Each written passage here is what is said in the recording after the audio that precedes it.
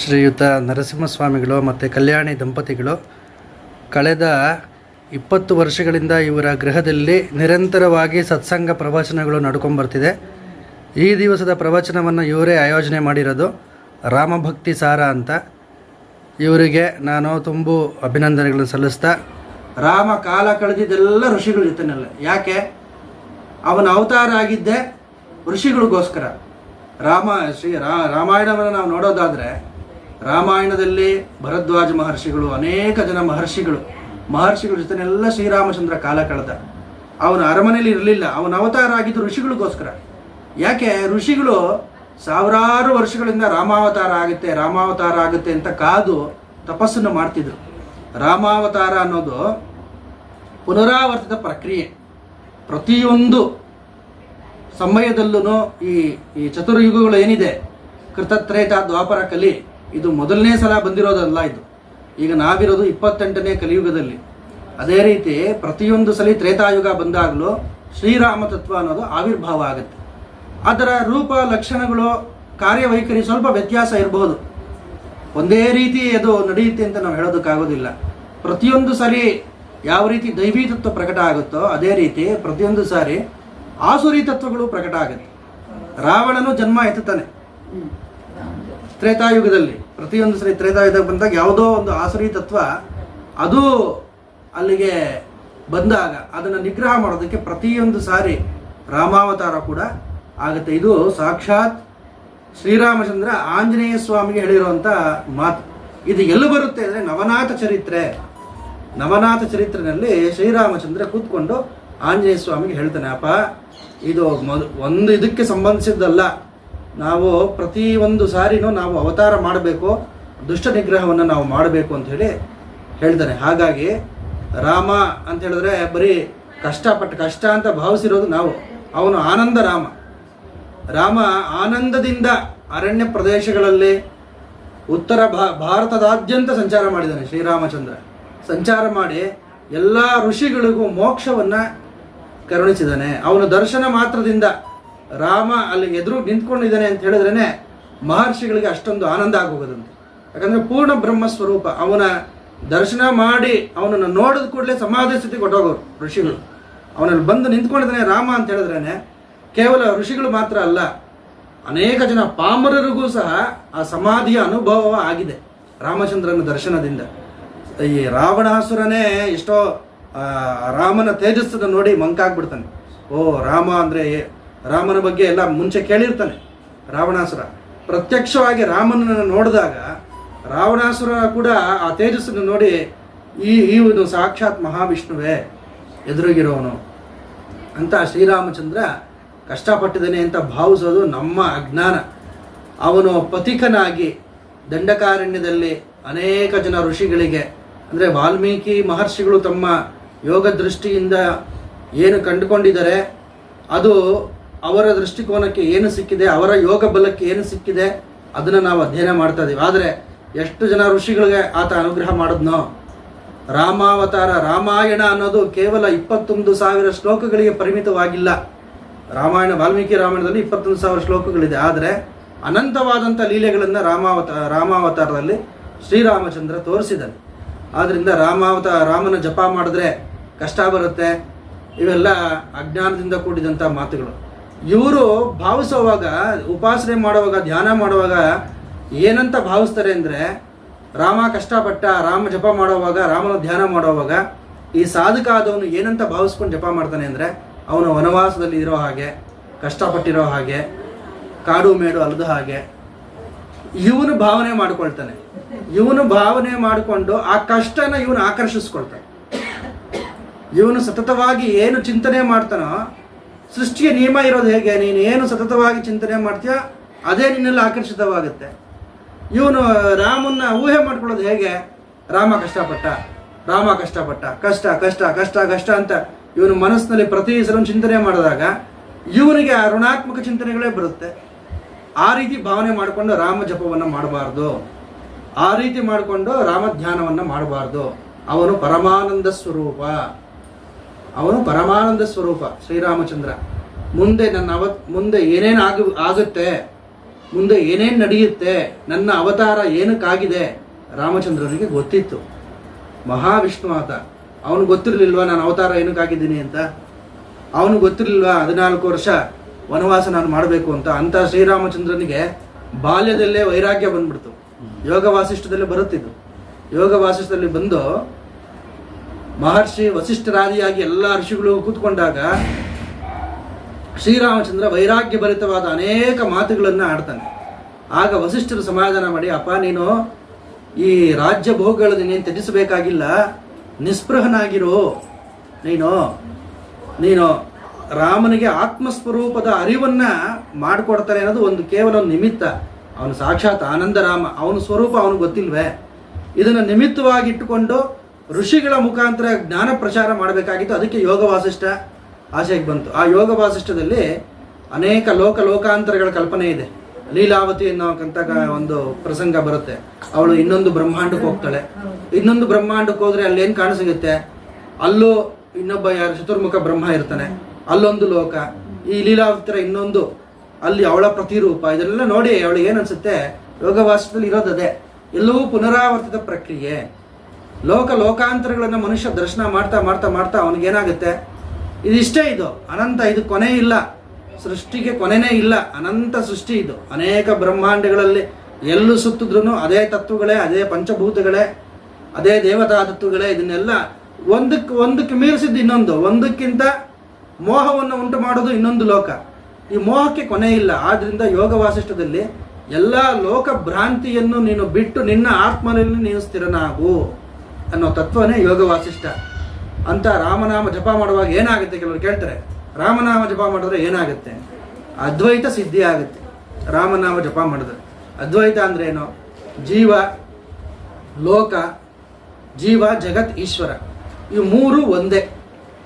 ಜೀವ ಅಂದರೆ ನಾವು, ಜಗತ್ ಅಂದರೆ ಕಣ್ಣು ಕಾಣಿಸೋ ಜಗತ್ತು, ಈಶ್ವರ ಅಂದರೆ ಪರಮಾತ್ಮ. ಈ ಮೂರು ಒಂದೇ ಸರಳ ರೇಖೆನಲ್ಲಿ ತಗೊಂಬರೋದು ಯಾವುದು ಅಂದರೆ ಶ್ರೀರಾಮ ತತ್ವ. ಅಂತ ಶ್ರೀರಾಮ ಜಪವನ್ನು ನಿರಂತರವಾಗಿ ಮಾಡಬೇಕು. ಆ ರಾಮನಾಮ ಜಪಕ್ಕೆ ಯಾವುದೇ ನಿಬಂಧನೆ ಇಲ್ಲ. ಶ್ರೀರಾಮ ಜಯ ರಾಮ ಜಯ ಜಯ ರಾಮ, ತ್ರಯೋದಶಾಕ್ಷರಿ ಮಂತ್ರ. ಆಂಜನೇಯ ಸ್ವಾಮಿನೇ ಈ ಮಂತ್ರವನ್ನು ಸಮರ್ಥ ರಾಮದಾಸರಿಗೆ ಕೊಡ್ತಾನೆ. ಸಮರ್ಥ ರಾಮದಾಸರು ಅವರ ಅಣ್ಣ ಆಂಜನೇಯ ಸ್ವಾಮಿ ಹತ್ರ ಈ ಮಂತ್ರವನ್ನು ಉಪದೇಶ ತಗೊಳ್ತಾರೆ. ಆಂಜನೇಯ ಸ್ವಾಮಿ ಪ್ರತ್ಯಕ್ಷ ಆಗಿರ್ತಾನೆ. ಸಮರ್ಥ ರಾಮದಾಸರು ಆ ವಿವರವನ್ನು, ಆ ಪ್ರಸಂಗವನ್ನು ತಿಳ್ಕೊಂಡು, ಅಯ್ಯೋ ಆಂಜನೇಯ ಸ್ವಾಮಿ ನನಗೆ ದರ್ಶನ ಕೊಡಲಿಲ್ವೇ ಅಂತ ಹೇಳಿ, ಆಂಜನೇಯ ಸ್ವಾಮಿ ಚಿಕ್ಕ ಬಾಲಕ ಆವಾಗ ಸಮರ್ಥ ರಾಮದಾಸರು ಆಂಜನೇಯ ಸ್ವಾಮಿ ವಿಗ್ರಹದ ಮುಂದೆ ಹೋಗಿ ಕೂತ್ಕೊಂಡು ಗಟ್ಟಿಯಾಗಿ ಹತ್ತು ಆಂಜನೇಯ ಸ್ವಾಮಿನ ಸಾಕ್ಷಾತ್ಕಾರ ಮಾಡಿಕೊಂಡು ಆಮೇಲೆ ಆಂಜನೇಯ ಸ್ವಾಮಿ ರಾಮ ತ್ರಯೋದಶಾಕ್ಷರಿ ಮಂತ್ರವನ್ನು ಕೊಟ್ಟು, ಅಪ್ಪ ನೀನು ನನ್ನ ಅಂಶವೇ, ಇದನ್ನು ನಿನ್ನ ಜಪ ಮಾಡು ಅಂತ ಹೇಳಿ ಅಂದಿನಿಂದ ನಿರಂತರ ಸಮರ್ಥ ರಾಮದಾಸರು ರಾಮನಾಮ ಜಪ ಮಾಡಿ ಮಾಡಿ ಕೇವಲ ಕೌಪಿನಧಾರಿಯಾಗಿ ಶಿವಾಜಿಗೂ ಗುರುಗಳವರು ಸಮರ್ಥ ರಾಮದಾಸರು. ಶಿವಾಜಿ ಮಹಾರಾಜನಿಗೆ ರಾಮನಾಮದ ಮಹತ್ವವನ್ನು ಹೇಳಿಕೊಟ್ಟು ಛತ್ರಪತಿಯನ್ನಾಗಿ ಮಾಡಿದವರು ಸಮರ್ಥ ರಾಮದಾಸ್. ಹೇಗೆ ಸಾಧಿಸಿದ ಶಿವಾಜಿ? ರಾಮನಾಮ ಬಲದಿಂದ. ರಾಮನಾಮ ಬಲದಿಂದಲೇ ಶಿವಾಜಿಗೆ ಅಷ್ಟೊಂದು ಧೈರ್ಯ ಸ್ಥೈರ್ಯಗಳು ಇವೆಲ್ಲ ಬಂತು. ಅವನನ್ನು ಮತಾಂತರ ಆಗಬೇಕು ಅಂಥೇಳಿ ಔರಂಗಜೇಬ ಸೆರೆಮನೆಯಲ್ಲಿ ಇಟ್ಟಾಗ ಅವನನ್ನು ಕಾಪಾಡಿದ್ದು ಆ ರಾಮನಾಮ ಜಪ, ಸಮರ್ಥ ರಾಮದಾಸರು ಕೊಟ್ಟಂಥ ಒಂದು ಶಕ್ತಿ. ಅದೇ ರೀತಿ ಸ್ವಾಮಿ ವಿವೇಕಾನಂದರಿಗೆ ರಾಮಕೃಷ್ಣ ಪರಮಹಂಸರು ಆ ರಾಮನ ಮಂತ್ರವನ್ನು ಉಪದೇಶ ಮಾಡ್ತಾರೆ. ಉಪದೇಶ ಮಾಡಿದ ಕೂಡಲೇ ಶಿವ ಶಿವ ಶಿವ ರಾಮ ರಾಮ ರಾಮ ಅಂತ ಆನಂದದಿಂದ ಅಲ್ಲಿ ನೃತ್ಯ ಮಾಡಿ ಅವರು ಒಂಥರ ಬ್ರಹ್ಮಾನುಭವವನ್ನು ಪಡೆದು ಬಿಡ್ತಾರೆ ವಿವೇಕಾನಂದರು. ಆದ್ದರಿಂದ ಶ್ರೀರಾಮ ಜಯ ರಾಮ ಜಯ ಜಯ ರಾಮ ಈ ತಾರಕ ಮಂತ್ರವನ್ನು ಯಾರು ಬೇಕಾದರೂ ಜಪ ಮಾಡಬಹುದು. ಆ ಜಪ ಮಾಡೋದ್ರಿಂದ ರಾಮಚಂದ್ರ ಸ್ವಾಮಿ ಅಲ್ಲಿಗೆ ಸಾನ್ನಿಧ್ಯವನ್ನು ಕರುಣಿಸ್ತಾನೆ. ಇದು ಸತ್ಯ. ಅದನ್ನ ನಮಗೆ ಎಲ್ಲಿ ಗುರುಗಳೇ ರಾಮ ಬರಲಿಲ್ವಲ್ಲ, ಅದಕ್ಕೆ ಸಮಯ ಬೇಕು. ಆ ರಾಮನಾಮ ಜಪವನ್ನು ಮಾಡ್ತಾ ಮಾಡ್ತಾ ಮಾಡ್ತಾ ಮಾಡ್ತಾ ಸಾಧಕನಲ್ಲಿರ್ತಕ್ಕಂಥ ಕಾಮ, ಕ್ರೋಧ, ಲೋಭ, ಮೋಹ, ಮದ, ಮಾತ್ಸರ್ಯ ಇವೆಲ್ಲ ನಾಶ ಆಗೋಗುತ್ತೆ. ಅದು ಏನಾಗುತ್ತೆ ರಾಮನಾಮ ಜಪದಿಂದ ಅಂತ ಹೇಳಿದ್ರೆ, ಮೊದಲು ರಾಮ ಮಾಡೋದೇನಪ್ಪ ಅಂತ ಹೇಳಿದ್ರೆ ದೇಹ ಭಾವವನ್ನು ಆಚೆ ತಳ್ತಾನೆ. ಇದು ಮೊದಲು ಆಗುವಂಥ ಪರಿಣಾಮ. ದೇಹ ಭಾವವನ್ನು ಆಚೆ ತಳ್ಳೋದು ಅಂದ್ರೆ ಏನು? ಈ ದೇಹ ನೀನಲ್ಲಪ್ಪ ಅನ್ನೋ ಭಾವನೆನ ಉಂಟು ಮಾಡಿಬಿಡ್ತಾನೆ. ದೇಹ ನೀನಲ್ಲಪ್ಪ ಅಂತ ಹೇಳಿದ್ರೆ ಏನೋ, ದೇಹ ಇದ್ರೆ ತಾನೇ ಆಸೆ. ದೇಹ ಭಾವ ಇದ್ರೆ ತಾನೇ ಕಾಮ, ಕ್ರೋಧ, ಲೋಭ, ಮೋಹ, ಪೂರ್ವಜನ್ಮ ಕರ್ಮ, ಮುಂದೆ ನಾನೆಲ್ಲ ಸ್ವರ್ಗಕ್ಕೆ ಹೋಗ್ಬೇಕು ಅನ್ನೋದು ಆಸೆ, ಇಲ್ಲ ನರಕಕ್ಕೆ ಹೋಗ್ಬೇಕು ಅನ್ನೋದು ಒಂದು ಅನಿಷ್ಟ, ಇವೆಲ್ಲ ದೇಹ ಭಾವ ಇದ್ರೆ ತಾನೇ. ರಾಮನಾಮ ಜಪ ಮಾಡೋದು ಏನಾಗುತ್ತೆ ಪರಿಣಾಮ ಅಂತ ಹೇಳಿದ್ರೆ ಅವನ ದೇಹ ಭಾವ ಹೊರಟೋಗುತ್ತೆ. ನಾನು ದೇಹ ಅಲ್ಲ, ನಾನು ಮನಸ್ಸಲ್ಲ, ನಾನು ಬುದ್ಧಿ ಅಲ್ಲ, ನಾನು ಚಿತ್ತ ಅಲ್ಲ, ನಾನು ಆತ್ಮಸ್ವರೂಪ, ನಾನು ಸಚ್ಚಿದಾನಂದ ಸ್ವರೂಪ ಅಂತಕ್ಕಂಥ ಒಂದು ಬೋಧನೆ ಅವನಿಗೆ ಉಂಟಾಗುತ್ತೆ. ಇದು ರಾಮನಾಮ ಜಪದಿಂದ ಆಗ್ತಕ್ಕಂಥ ಪ್ರಯೋಜನ. ಆದ್ದರಿಂದ ಸಾಧಕರು ಈ ಭಾವನೆಗಳೆಲ್ಲ ಬಿಟ್ಬಿಡ್ಬೇಕು. ರಾಮನಾಮ ಜಪ ಮಾಡೋದ್ರಿಂದ ಕಷ್ಟ ಬರುತ್ತೆ, ರಾಮ ಎಷ್ಟು ಕಷ್ಟಪಟ್ಟನೋ ಆ ಕಷ್ಟಗಳು ನಾವು ಪಡಬೇಕು, ಇವೆಲ್ಲ ಮಿಥ್ಯೆ. ಇದರಲ್ಲಿ ಯಾವುದೇ ಥರ ಹುರುಳಿಲ್ಲ. ಆದ್ದರಿಂದ ರಾಮನಾಮ ಜಪವನ್ನು ಪ್ರತಿನಿತ್ಯ ಅನುಸಂಧಾನ ಮಾಡಬೇಕು. ಅದರಿಂದ ಎಷ್ಟೋ ಫಲಗಳು ಇದೆ. ಶ್ರೀರಾಮಚಂದ್ರ ಹುಟ್ಟಿದ್ದೇ ಯಜ್ಞದಿಂದ. ಇವರೆಲ್ಲ ಸಾಮಾನ್ಯರಲ್ಲ. ರಾಮಾವತಾರ ಆಗಿರ್ಬೋದು, ಕೃಷ್ಣಾವತಾರ ಆಗಿರ್ಬೋದು, ಕಪಿಸೈನ್ಯಗಳಿರ್ಬೋದು, ಇವರೆಲ್ಲ ಸಾಮಾನ್ಯರಲ್ಲ. ಯಾಕೆಂತ ಹೇಳಿದ್ರೆ ಈ ರಾಮಾವತಾರ ಪ್ರಾರಂಭ ಆಗೋದೇ ಋಷ್ಯಶೃಂಗ ಮಹರ್ಷಿಗಳ ಆಗಮನದಿಂದ. ಮಂತ್ರಿಯನ್ನು ಕಳಿಸಿ ದಶರಥ ಮಹಾರಾಜ ಇವರ ಶಾಂತಾ ಸಮೇತ ಋಷ್ಯಶೃಂಗರನ್ನ ಆಗಮನ ಮಾಡಿಕೊಳ್ತಾನೆ. ಅವರು ಬಂದರೆ ಮಳೆ ಆಗುತ್ತೆ, ಯಜ್ಞಕ್ಕೆ ಅವರೇ ನೇತೃತ್ವವನ್ನು ವಹಿಸಬೇಕು ಪುತ್ರಕಾಮೇಷ್ಟಿ ಯಾಗಕ್ಕೆ. ಪುತ್ರಕಾಮೇಷ್ಟಿ ಯಾಗಕ್ಕಿಂತ ಮುಂಚೆ ಅಶ್ವಮೇಧ ಯಾಗವನ್ನು ದಶರಥ ಮಹಾರಾಜನ ಕೈಲಿ ಮಾಡಿಸ್ತಾರೆ. ಯಾರು? ಋಷ್ಯಶೃಂಗ. ಅಶ್ವಮೇಧ ಯಜ್ಞವನ್ನು ಮಾಡಿದ ಮೇಲೆ ಏನು ದಶರಥ ಮಹಾರಾಜ ವರ ಕೇಳ್ಕೊಳ್ತಾನೆ.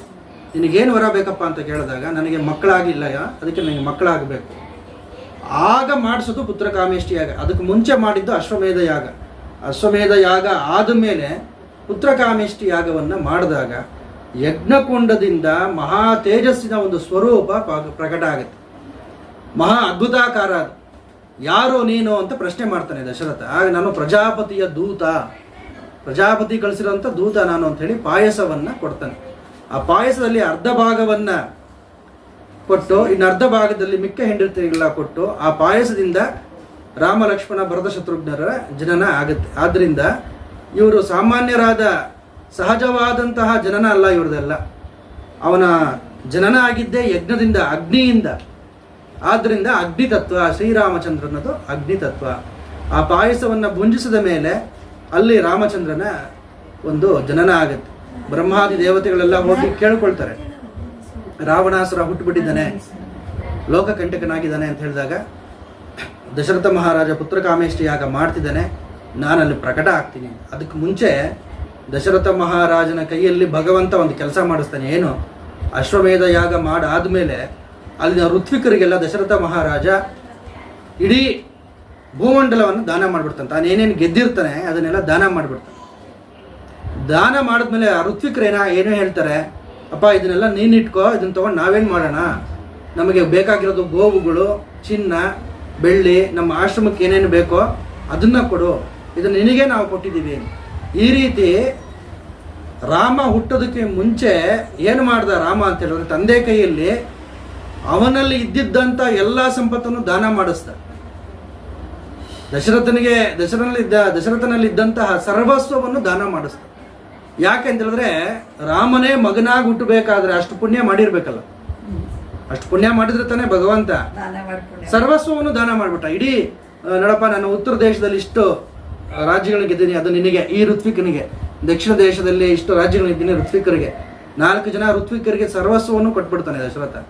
ಅವರು ಉದಾರ ಮನಸ್ಕರಾಗಿ, ನೀನೇ ಇಟ್ಕೊಪ್ಪ ಇದನ್ನು, ನಾನು ಆಮೇಲೆ ನನಗೆ ಬೇಕಾದಂಥ ಗೋವುಗಳು ಇದನ್ನೆಲ್ಲ ಕೊಡು, ನೀನೇ ಪರಿಪಾಲನೆ ಮಾಡು ಅಂತ ಹೇಳ್ತಾರೆ. ಹಾಗಾಗಿ ರಾಮಚಂದ್ರನು ಅಗ್ನಿತತ್ವ. ಅವನು ಹುಟ್ಟಿದ್ದೇ ಯಜ್ಞದಿಂದ. ಸಾಮಾನ್ಯನಾದ ಅಂತಹ ಜನನ ಅಲ್ಲ ರಾಮಚಂದ್ರನ ಜನನ. ಹಾಗೆಯೇ ಆತ ಹುಟ್ಟಿದ್ದು ಪುನರ್ವಸು ನಕ್ಷತ್ರದಲ್ಲಿ. ಪುಷ್ಯ ನಕ್ಷತ್ರದಲ್ಲಿ ಭರತನ ಜನನ ಆಗುತ್ತೆ. ಆಶ್ಲೇಷ ನಕ್ಷತ್ರದಲ್ಲಿ ಲಕ್ಷ್ಮಣ, ಶತ್ರುಘ್ನರ ಜನನ ಆಗುತ್ತೆ. ಆಶ್ಲೇಷ ನಕ್ಷತ್ರಕ್ಕೆ ಅಧಿದೇವತೆ ಸರ್ಪ, ಸರ್ಪ ಅಧಿದೇವತೆ. ಲಕ್ಷ್ಮಣ ಯಾರೋ? ಆದಿಶೇಷ. ಆದಿಶೇಷನ ಅಂಶದಲ್ಲೇ ಹುಟ್ಟಿರೋದ್ರಿಂದ ಆಶ್ಲೇಷ ನಕ್ಷತ್ರದಲ್ಲಿ ಅವರ ಜನನ ಆಗುತ್ತೆ. ಅದೇ ರೀತಿ ಪುನರ್ವಸು ನಕ್ಷತ್ರಕ್ಕೆ ಅದಿತಿ ದೇವತೆ ಅಂತ ಹೇಳ್ತಾರೆ. ಅದಿತಿ ದೇವಮಾತೆಯಾದಂತಹ ಅದಿತಿ ಅಂತ ಹೇಳ್ತಾರೆ. ಅದಿತಿ ದೇವಿಯ ಒಂದು ಅಂಶದಿಂದ, ಆ ದೇವಿಯ ಅನುಗ್ರಹದಿಂದ ಇವರ ಶ್ರೀರಾಮಚಂದ್ರನ ಒಂದು ಜನನ ಆಗುತ್ತೆ. ಆದ್ದರಿಂದ ಇವರೆಲ್ಲ ಅಲೌಕಿಕ ಪುರುಷರು.